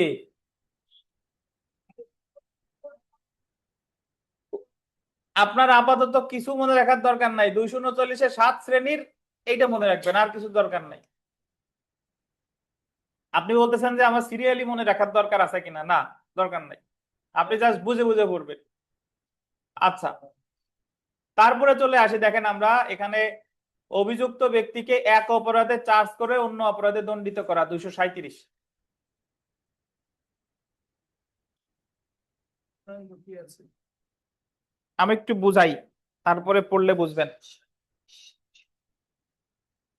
এই ওনার দেন, ওই আফরিন মুন, ওনারে দেন, মাইক্রোফোন দেন। মুন বলেন 236 ধারায় আমরা কি পড়ছি মনে আছে? বলেন তো দেখি। সন্দেহ মনে করাই দিই, সন্দেহ একটু বলেন। না স্যার বলতে হবে। ওই যে চুরি করছে, তার মনে হচ্ছে চুরি করছে নাকি বিশ্বাসভঙ্গ করছে নাকি প্রতারণা করছে নাকি মানে অন্য কিছু করছে, বিচারকের সন্দেহ হয়েছে। তাহলে বিচারক যতগুলো নিয়ে সন্দেহ হয়েছে সবগুলাই কি চার্জ গঠন করবে, অথবা যে কোনো কি একটা, মনে আছে কিনা? আর যদি চুরিতে শাস্তি একবার কি দিয়ে ফেলে, তাহলে পরবর্তীতে অন্যগুলো আর সাজা দেওয়া যাবে না, মনে পড়ছে কিনা? এখন 237টা 236-এর সাথে কানেক্টেড কেমনে আমি একটু বলি। ধরেন ডিপজল একটা অপরাধ করছে, এখন বিচারকের কাছে মনে হচ্ছে যে ডিপজল চুরি করছে নাকি বিশ্বাসভঙ্গ করছে নাকি প্রতারণা করছে নাকি চোরাই মাল গ্রহণ করছে, ওনার কাছে সন্দেহ হচ্ছে। তো ওনার হাতে তো অপশন ছিল সবগুলাই চার্জ গঠন করার, নাকি ছিল না? কিন্তু উনি ধরেন শুধু চুরির চার্জ গঠন করছে, চুরির গঠন করছে, বাকি তিনটাই করে নাই। এখন ওই মামলায় চার্জ গঠনের করার পর সাক্ষ্য গ্রহণ হয়েছে, সাক্ষীরা এসে সাক্ষ্য দিছে, জেরা হয়েছে। এখন বিচারকের কাছে মনে হয়েছে কি সে আসলে চুরি করে নাই, সে হলে বিশ্বাসভঙ্গ করছে। রায়ের আগে চার্জ গঠন করছে চুরিতে, কিন্তু সাক্ষ্য টাক্ষ্য গ্রহণ করে মনে হয়েছে কি সে আসলে চুরি করে নাই, সে কি করছে বিশ্বাসভঙ্গ করছে। কিন্তু বিশ্বাসভঙ্গের চার্জ কিন্তু গঠন করে নাই, চার্জ গঠন করছে কি চুরিতে। আমরা জানি যদি চুরির শাস্তি দিয়ে ফেলতো বা চুরিতে মামলায় বিচার করে ফেলতো, তাহলে আর বিশ্বাসভঙ্গের মামলার বিচার করা যেত না। কিন্তু এখনো কি চুরির রায় কি এখনো দিছে? মামলা তো চলমান আছে। এমন সময় মনে হয়েছে সে বিশ্বাসভঙ্গ করছে, তো বিশ্বাসভঙ্গের জন্য তারে সাজা দেওয়া যাবে। এটা হলো 237। চার্জ পরিবর্তন না করেও তারে সাজা দেওয়া যাবে, সেটা বেআইনি হবে না। পরিবর্তন তো করলে করতেই পারে, পরিবর্তন না করেও যদি 200 আপনার ওই যে বিশ্বাসভঙ্গের সাজা দেয়, সেটা কি হবে না, বেআইনি হবে না। বাট যদি চুরির মামলায় সাজা দিয়ে দিত বা রায় দিয়ে দিত, তাহলে পরে আর বিশ্বাসভঙ্গের মামলা তারে বিচার করা যেত না। বুঝেন নাই বোধহয়? তার বিরুদ্ধে একটা অপরাধ চার্জ গঠন করছে, করার পরে সাক্ষ্য টাক্ষ্য গ্রহণ করছে, এখন মামলার রায় হয় নাই। এখন জানা গেছে যে সে আসলে অন্য আর একটা অপরাধ করছে, যেটাই চার্জ গঠন করছে সেটা না, আর একটা অপরাধ করছে। তাহলে ওই আর একটা অপরাধেই তারে সাজা প্রদান করা যাবে। এটাই কত 237। ওই যে আমি মিষ্টি খাওয়ার উদাহরণ দিছিলাম, যে আপনি দোকানে গেছেন, হরেক প্রকারের মিষ্টি কোনটা রেখে কোনটা খাবেন, যদি সন্দেহ হয় সবগুলা খাবেন, আর যদি একটা খান তাহলে বাড়ি এসে আর খাইতে পারবেন না। বুঝেন? কিন্তু দোকানে থাকা অবস্থায় একটা খাচ্ছেন, কিন্তু হঠাৎ করে মনে হয়েছে এখনো বাসায় যান নাই, যে আর একটাও পরানে চাইছে, তাহলে ওই সময় আর একটাও খাওয়া যাবে। কিন্তু বাড়ি এসে গেলে মানে রায় একবার দিয়ে ফেললে তখন আর দেওয়া যাবে। আখিনুর 237 কি বোঝেন? কি বুঝছেন দেখি? আখিনুরে মাইক্রোফোন দেন। এই অনলাইনে যারা আছেন, আখিনুর কিন্তু আমাদের ছেলে, উনি মেয়ে না। বলেন আখিনুর, বলেন। স্যার 200 পড়েন। 237 হলে স্যার একবার যদি চার্জ করে একটাই, আর সবাই ওই সিগনেচার করেন, সিগনেচার শিটে করেন। তারপর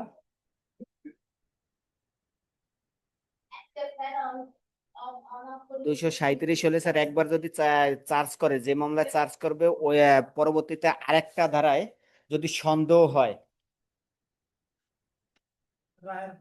বলেন। রায়ের আগে আর কি, যদি সন্দেহ হয় তাহলে চার্জ করবে না, চার্জ করতে পারে আবার নাও করতে পারে। আমার চার্জ গ্রহণ করছিল একটাই, রায় এখনো দেয় নাই, সাক্ষ্য গ্রহণ করে মনে হয়েছে সে অন্য অপরাধ করছে, ওই অন্য অপরাধে তার সাজা দেওয়া যাবে। এটাই হলো কত, 237।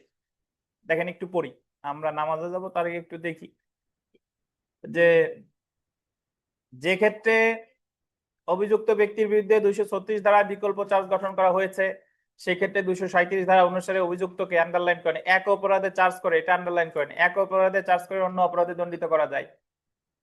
পাইছেন? আপনার বইতে না থাকলেও ওই যে পেজ দিছি ওটাই আছে, এক অপরাধে চার্জ করে অন্য অপরাধে দণ্ডিত করা যায়। 236 ধারা অনুসারে কি অপরাধে সংঘটিত কি অপরাধ সংঘটিত হয়েছে সেই সম্পর্কে কোনো সন্দেহ থাকলে অভিযুক্তকে সংঘটিত সকল বা এমন অপরাধ সমূহের কোনো একটি অপরাধের জন্য চার্জে আনা যেতে পারে, এবং এমন চার্জের যে কোনো সংখ্যক চার্জ একত্রে বিচার করা যেতে পারে বা বিকল্প চার্জ গঠন করা যেতে পারে। এটা হলো 236। অন্যদিকে 237টা দেখেন, অন্যদিকে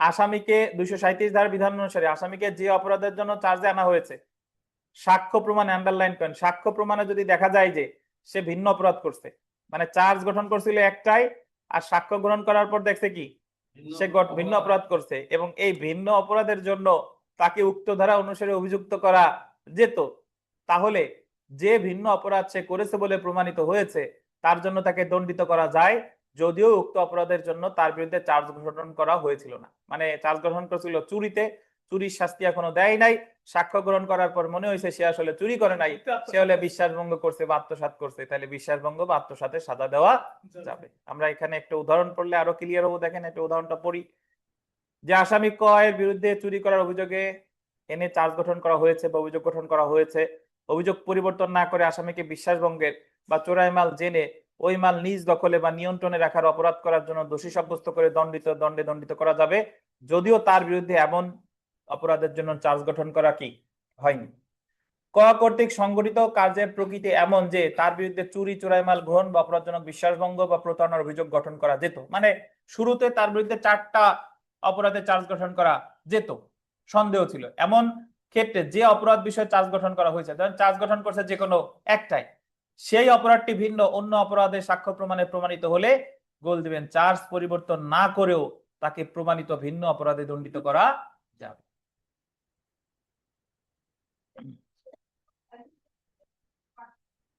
চার্জ গঠন আর চার্জ না গঠন করেও শাস্তি দেওয়া যাবে। 36-এর একটা আপডেটেড ফর্ম হচ্ছে 37। 36-এর সাথে 36 যদি আপনি না বুঝেন তাহলে 37 বুঝবেন না।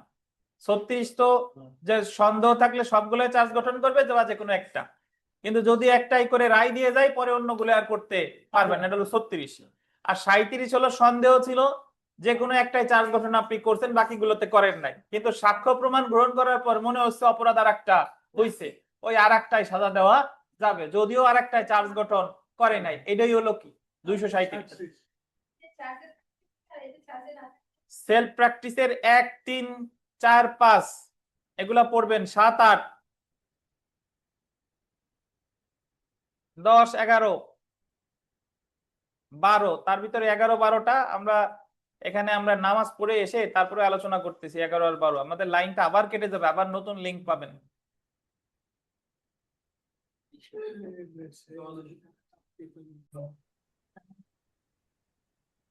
240 ধারা একাধিক চার্জের একটিতে দণ্ডিত হবার পর অবশিষ্টগুলোর অব্যাহতি।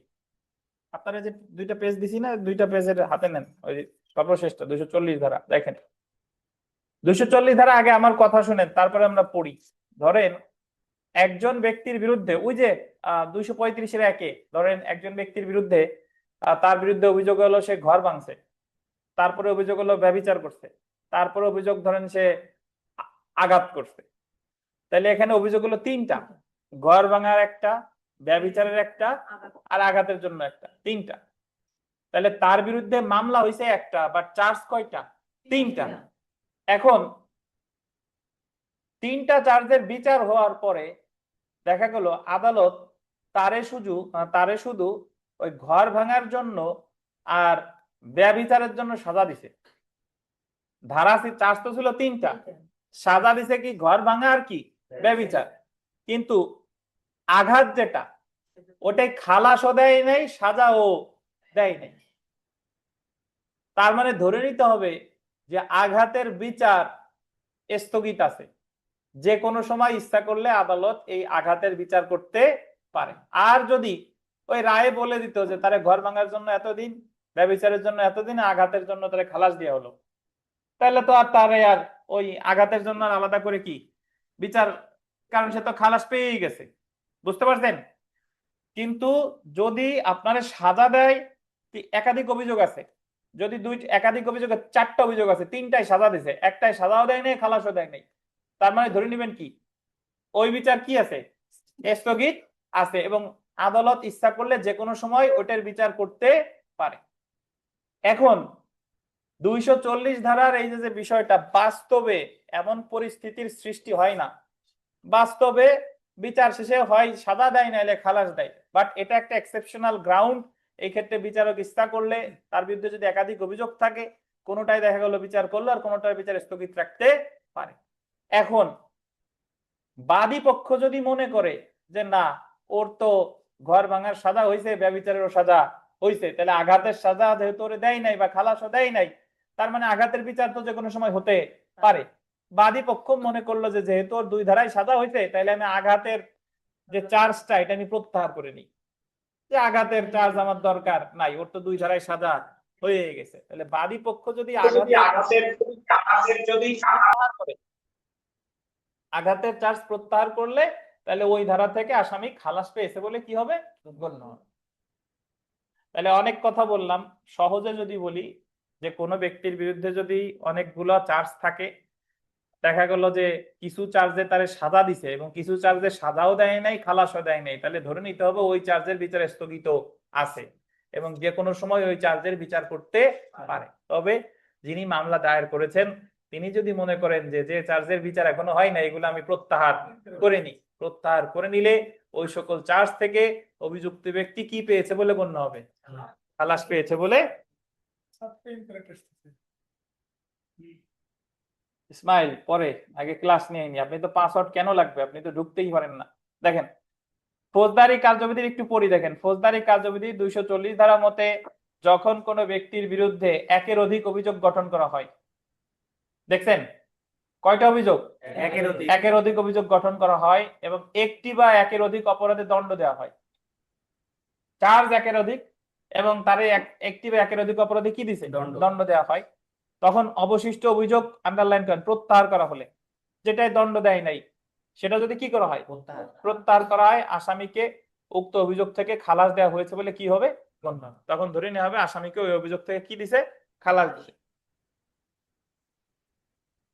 যখন কোনো ব্যক্তি বিভিন্ন অপরাধের জন্য অভিযুক্ত হয় অথবা তার বিরুদ্ধে চার্জ গঠন করা হয়, তখন এই ধারা প্রযোজ্য। মামলা প্রত্যাহার বা আন্ডারলাইন করবেন স্থগিত না করা পর্যন্ত একজন ম্যাজিস্ট্রেট প্রত্যেকটি অভিযোগের ভিত্তিতে রায় দিতে বা খালাস বা শাস্তির আদেশ প্রদান করতে বাধ্য। তাহলে আমার এখানে মূল কথা হলো যে একজনের বিরুদ্ধে অনেকগুলো অভিযোগ, যদি তারে 3টা অভিযোগে বিচার করে আর একটা অভিযোগ সাজাও দেয় নাই, খালাসও দেয় নাই, তাহলে ওই অভিযোগের বিচার কি আছে, স্থগিত আছে, যে কোনো সময় বিচার করতে পারে। আর যিনি মামলা করছে তিনি যদি মনে করে যে না এই অভিযোগ কি করে ফেলি, প্রত্যাহার করে ফেলি, প্রত্যাহার করলে তাহলে ওই অভিযোগ থেকে আসামি কি পেয়েছে বলে গণ্য হবে, খালাস পেয়েছে বলে গণ্য হবে। এটাই কত ধারা 240। এখন আমরা গতদিন আপনাদের বলেছিলাম যে আজকে আপনাদের ক্লাস টেস্ট আছে এবং ক্লাস টেস্টের বিষয়বস্তু ছিল ধারা 174 থেকে 188 এবং 221 থেকে 200 কত 33। তো 221 থেকে 233 না, আজকে যা পড়াইছি সেটাও এর ভিতরে পরীক্ষায় আছে। তো আমি একটু সংক্ষেপে বলি, তাহলে বললে আপনি বুঝতে পারবেন যে কি, মানে এখান থেকে অনেক প্রশ্ন এই জায়গা আছে। তো কিভাবে আগে চার্জ নিয়ে বিস্তারিত বলি। চার্জ সম্পর্কে আলোচনা করছে 19তম অধ্যায়। কত অধ্যায়, 19। চার্জ গঠনের পূর্বের পর্যায়ে বলে অনুসন্ধান, পরের পর্যায়ে বলে বিচার। ওয়ারেন্ট মামলার ক্ষেত্রে লিখিত আকারে বা আনুষ্ঠানিক চার্জ গঠন করা বাধ্যতামূলক, সমনের ক্ষেত্রে সংক্ষিপ্ত আকারে চার্জ গঠন করা যেতে পারে নাকি? চার্জে বিভিন্ন বিষয় উল্লেখ করতে হয়, তবে চার্জের শাস্তির বিষয় উল্লেখ করার দরকার নেই। এবং কালকে পড়াইছিলাম চার্জে অপরাধের নাম থাকে, আসামি পূর্ববর্তী দণ্ড পাইলে সেটা থাকে, তারপরে কোন স্থানে কোন সময় অপরাধ করছে সেটা থাকে। কিছু কিছু অপরাধ শুধু নাম থাকলেই হবে না, কোন উপায়ে ঘটছে সে উপায়গুলোও থাকতে হবে। যেরকম ওই 3টা অপরাধ, প্রতারণা, মিথ্যা সাক্ষ্যদান, সরকারি কর্মচারীকে বাধা দেওয়া। আচ্ছা, এরপরে গতদিন আমরা পড়ছিলাম যে রায় ঘোষণার পূর্ব পর্যন্ত যে কোনো সময় চার্জ পরিবর্তন বা চার্জ সংযোজন করা যায় 227।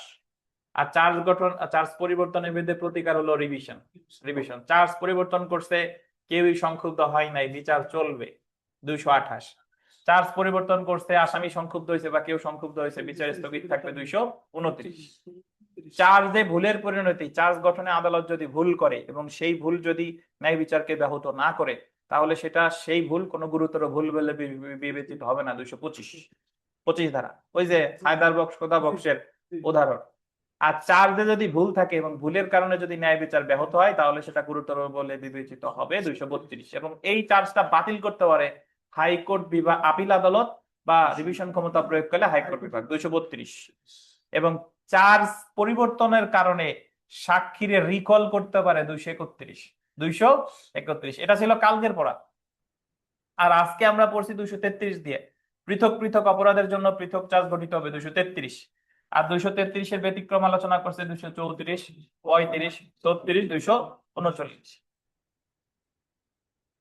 তন্মধ্যে 234 হলো একজন ব্যক্তি একই ধরনের 3টা অপরাধ করছে 1 বছরের মধ্যে, এই 3টা চার্জের বিচার একসাথে করা যাবে 234। এবং এখানে বলছে যে এই ধারার ব্যাখ্যা অনুসারে 379 এবং 380, মানে ঘরে চুরি আর বাইরে চুরি, এই 2টা অপরাধকে একই প্রকৃতির অপরাধ হিসেবে কি করছে, গণ্য করছে। 235-এর একজন ব্যক্তি একই কার্যের অংশ হিসেবে যদি একাধিক অপরাধ করে, ওই সকল অপরাধের বিচার একসাথে করা যাবে। 235-এর 2, অপরাধ করছে একটা কিন্তু 2 বা ততোধিক সংজ্ঞার অন্তর্ভুক্ত যদি হয়, ওই 2 ধারায় তারে সাজা দেওয়া যাবে। 235-এর 2। 236 অল্টারনেটিভ চার্জ বা বিকল্প চার্জ। এটা কি? চার্জ গঠন করতে গিয়ে আদালতের কাছে যদি সন্দেহ হয়, যতগুলো নিয়ে সন্দেহ হবে সবগুলাই চার্জ গঠন করতে পারে, অথবা যে কোনো একটা। তবে একটাই যদি চার্জ গঠন করে শাস্তি দিয়ে ফেলে বা রায় দিয়ে ফেলে, পরবর্তীতে অন্যগুলো বিচার করা যাবে না। 236। 237 হলো একটাই চার্জ গঠন করছে, সাক্ষ্য গ্রহণের পর মনে হয়েছে সে অন্য অপরাধ করছে, তাহলে অন্য অপরাধে চার্জ গঠন না করেও সাজা দেওয়া যাবে 237। আর 239 হলো 7 শ্রেণীর ব্যক্তিদের একত্রে বিচার করা যাবে। আর 240 হলো একজন ব্যক্তির বিরুদ্ধে একাধিক চার্জ গঠন করা যদি হয়, কিছুগুলোতে তারা সাজা দিছে, কিছুগুলোতে সাজাও দেয় নাই, খালাসও দেয় নাই, ধরে নেওয়া হবে ওইগুলোর বিচার স্থগিত আছে, যে কোনো সময় তারা বিচার করতে পারে। অথবা যদি বাদী পক্ষ মনে করে যে না এটা প্রত্যাহার করব, তাহলে তারে খালাস দিতে পারে। এটাই কত, 240। বুঝছেন? খালাস দিবে, প্রত্যাহার করলে খালাস। আচ্ছা, এই ছিল আমাদের চার্জ রিলেটেড বিষয়াবলী। এবং গতকাল আরেকটু পড়ছিলাম, সেটা আপনাদের একটু মনে করাই দিই যারা পরীক্ষা দিবেন। অনুসন্ধান বা বিচারের স্থান, অপরাধ যে জায়গায় মামলা সে জায়গায় 177, অপরাধ যে জায়গায় পরিণাম বা ফলাফল যেখানে মামলা সে জায়গায় 179, অপরাধ সংগঠনের স্থান যদি অনিশ্চিত হয়, আংশিক এক জায়গায় আংশিক আরেক জায়গায়, কতিপয় কাজের সমষ্টি, তাইলে 182, চুরি যে জায়গা চুরি যেখানে হয়, চোরাই মাল যে জায়গায় পাওয়া যায়, অপহরণ যে জায়গা করে অপহরিত ব্যক্তিকে যেখানে পাওয়া যায়, যে কোনো জায়গায় মামলা হতে পারে 181। একটা মামলা কোথায় হবে, 2 বা ততোধিক জায়গার কোথায় হবে যদি সন্দেহ থাকে, ডিসিশন নেবে হাইকোর্ট 185। ফৌজদারি কার্যবিধির অতিরাষ্ট্রিক প্রয়োগ, ফৌজদারি কার্যবিধি শুধু বাংলাদেশের মধ্যেই প্রয়োগযোগ্য না, বিদেশেও প্রযোজ্য 188। এই ছিল আমাদের 2 দিনের পড়া। আজ আমাদের এই পর্যন্তই। এখন আমরা সরাসরি পরীক্ষায় চলে যাব। পরীক্ষার সময় 20 মিনিট, 40 মার্কের পরীক্ষা। সবাই বৃত্ত ভরাট করবেন, সবাই আগে নাম লিখবেন। মোট 40টা প্রশ্ন আছে, ক খ গ ঘ এভাবে বৃত্ত ভরাট করবেন। আর আগামী শুক্রবার আমাদের খুবই গুরুত্বপূর্ণ ক্লাস, সেটা হলো যে ম্যাজিস্ট্রেট এবং দায়রা আদালতের বিচার পদ্ধতি। এক্সট্রা নোট পাবেন, কেউ মিস করবেন না, চেষ্টা করবেন এখন থেকে রেগুলার আসার। আমাদের লিখিত বার কাউন্সিল লিখিত পরীক্ষা 22 তারিখের পর থেকে, আমরা সপ্তাহে ইনশাল্লাহ 5 দিন ক্লাস করব, আপাতত তো 2 দিন করি। 22 তারিখের পর থেকে আপনারাই হলো মেইন ব্যাচ। তো সেই সময় আমরা আরো বিস্তারিত পড়বো। আর যারা এই যে নতুন আসছেন, আপনারা মিস দিবেন না, এবং যতটুকু আপনারা পান নাই এটা নিয়ে চিন্তার কিছু না, এটা সামনে আবার পাবেন। এবং আপনারা যদি ধৈর্য ধরে লেগে থাকেন, আপনার বাসায় বসে এক্সট্রা কোনো এফোর্ট দেওয়ার দরকার নাই, আপনি জাস্ট প্রতিদিন যা পড়ি এটা রিডিং পড়বেন, বা আমরা ইউটিউবে ক্লাস আপলোড করি, কাজের ফাঁকে ফাঁকে চালাইয়া শুনবেন। কিন্তু রেগুলারিটি যদি মেইনটেইন করেন, আপনি কিন্তু এই যেদিন পরীক্ষা হবে, এক বছর 6 মাস যেদিনই হোক না কেন, আপনি কিন্তু অ্যাডভোকেট হিসেবে আল্লাহ আপনারে কবুল করে নিবেন ইনশাআল্লাহ। বাট এখানে আপনার রেগুলার হতে হবে, এই আর কি। আর যা বলবো তাই শুনতে হবে, বেশি বোঝা যাবে না। এইটুকু যদি করতে পারেন তাহলে হবে ইনশাআল্লাহ। তো ভালো থাকেন সবাই, অনলাইন অফলাইনে যারা আছেন। আল্লাহ হাফেজ। আমরা সরাসরি পরীক্ষায় চলে যাই।